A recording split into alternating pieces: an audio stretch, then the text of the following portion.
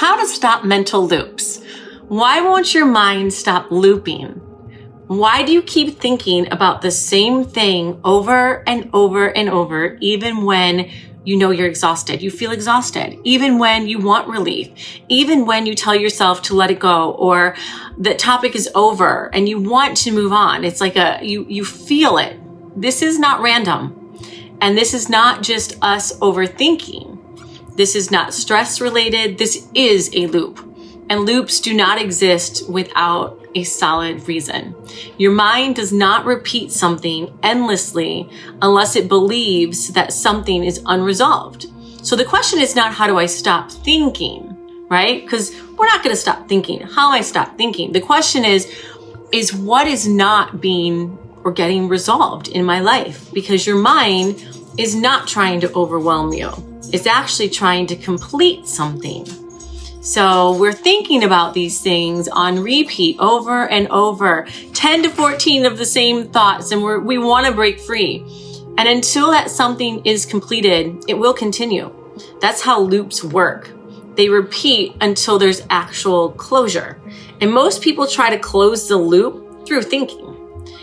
Makes sense, right? You're thinking about something that's stuck in your head. You're trying to find that closure. You're trying to find the answer inside your head. You're replaying conversations, or you're reimagining outcomes. Maybe you wish you had said something, or maybe you're trying to figure out how someone could say that to you or do that to you, and you're trying to figure that out, right? You're rewriting different scenarios. We're searching for the perfect understanding, but thinking just doesn't close loops. Actions actually close loops. Expression closes loops. Decision-making closes loops. Truth closes loops. And when those things are missing, the mind is going to keep working again and again and again, trying to complete something that cannot be completed through just thought alone. And that's why it feels endless, because you are trying to solve something in the wrong place. Mental loops are not random. They're always connected to something that matters to you, truly matters to you, something that's tied to your identity or your relationships. Maybe it's tied to a decision you made, or a sense of control, or just sense of self. That's why they have this intensity behind them. That's why they keep returning. They keep popping up, because your mind is prioritizing what it believes is important, right? But importance without resolution creates pressure, right? So we're just stuck in this loop, and pressure creates repetition. So if you're thinking about something, or you feel discomfort, you want to try to solve it. That's natural. But you don't resolve it, right? Solving and resolving is different. So the thought returns. It returns stronger. It returns faster. And out of repetition, it's just going to keep coming up, more urgent. Each time it returns, it feels maybe a little heavier or more overwhelming. It's not because it's new. It's because it hasn't been completed. There are 4 main reasons that mental loops form, from what I understand. Unmade decisions, unspoken truth, unprocessed emotion, right? Unclear identity. If a decision has not been made, your mind revisits it. If something hasn't been said, your mind rehearses it. If an emotion has not been felt, your mind will keep bringing that up to your attention. If your identity is unclear, your mind will question everything because there's no self-trust. This is not random. This is not random. It's structured. It's completely structured, and your mind is pointing you somewhere, to look somewhere.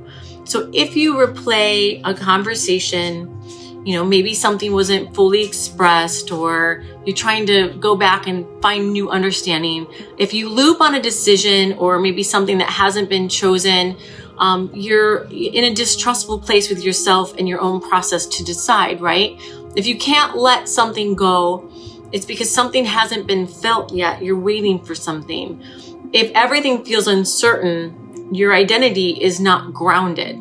So this is where most people go wrong. They try to stop the loop. They try to break the loop. They try just to quiet their mind. And it's not to say that that can't work for a while. It can, because you're ultimately distracting yourself. But it doesn't resolve anything. It just delays it.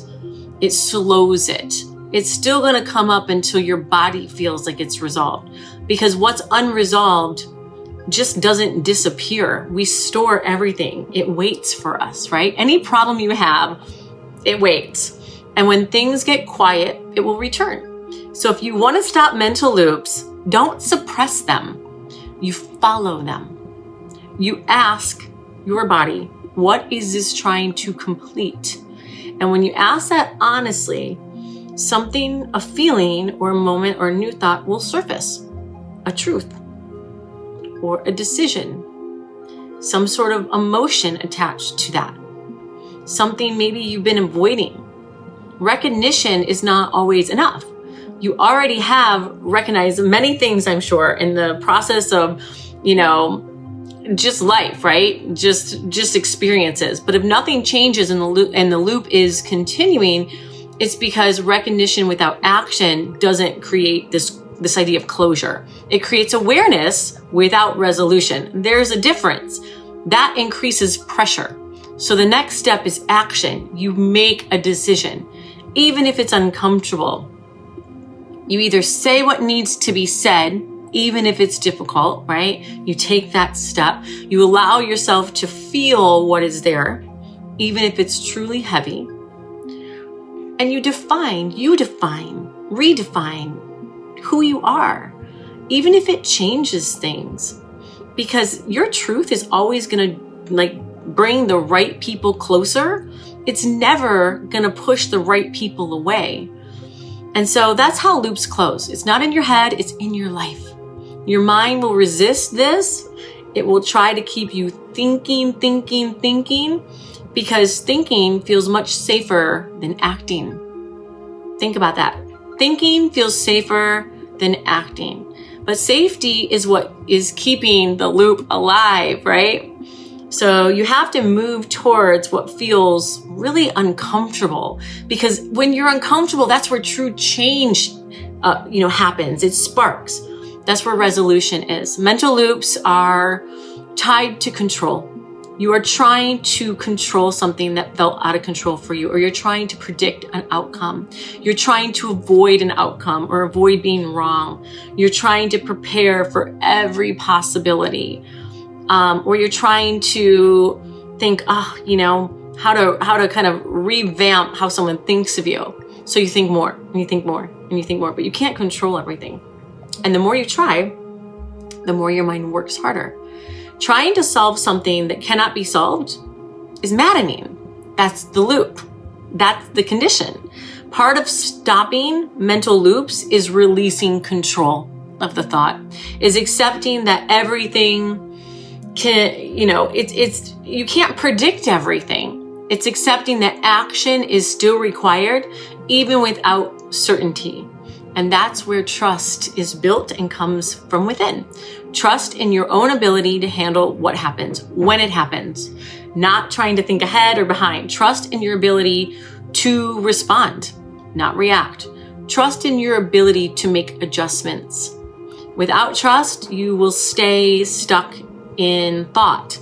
And as we're trying to create certainty, we're trying so hard, certainty will not come. So the loop will continue. So if your mind is looping, frame it this way: something is open, something is incomplete. Incomplete is not wrong. It's just something is waiting for your resolution. You're not waiting for someone else. You're not ever waiting for someone else. It's not an external thing. It's an action. It's an expression. It's a feeling. It's that decision. It's the inner truth. So when you begin to act, something changes. The loop loses its intensity. The urgency drops because your mind recognizes movement. It recognizes that something is being done. Something is being completed. And when something is acted on and completed, it does not need to repeat. this is the shift. You stop fighting your own mind. You start to understand it. You stop trying to silence this flood of thought, right? And you start resolving each thought as it comes through. And once you experience that, everything really does change. And it's hard, it's not easy, but that's the work. That's the uncomfortable part. Because when you realize your mind was never the problem and that avoidance was to the real issue, once you stop avoiding, gosh, you're gonna realize the loops stop. The loops will stop. So if your mind keeps looping on the same thought, I want you to understand what's actually happening. Your mind is trying to resolve something, and how you actually stop the cycle. It's not forcing your thoughts to go away. It truly is about understanding what is unfinished and how to close the loop so your mind can feel safe and settled.